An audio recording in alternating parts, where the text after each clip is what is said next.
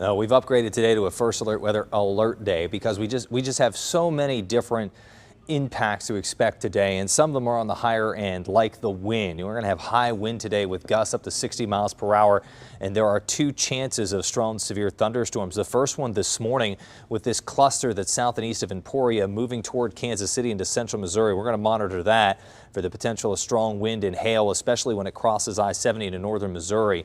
Look at the wind just flying through here.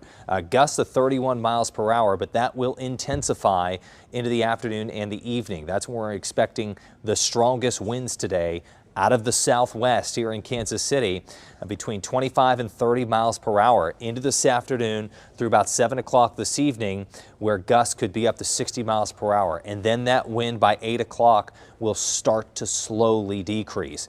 The potential of stronger storms for Kansas City between 9 o'clock and 11, and then between 2 and 4. So we have overlapping impacts expected for today. Let's show you the severe weather risk. It's increased a bit here for the Kansas City metro.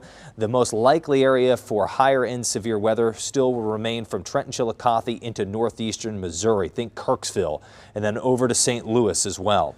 The main risk today will be damaging wind gusts, but I can't rule out a couple of large reports of hail or a brief tornado from thunderstorms that develop later this morning and then again this afternoon. So here's the morning scattered thunderstorms coming up into northern Missouri.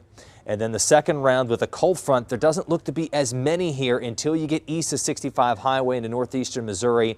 And then things really begin to open up. So it's a day that we want you to make sure you have multiple ways to receive alerts if an alert is issued, like on the KNBC app or NOAA Weather Radio. Do not rely on outdoor warning sirens. They serve a purpose, but we want you to have other ways to get the warnings.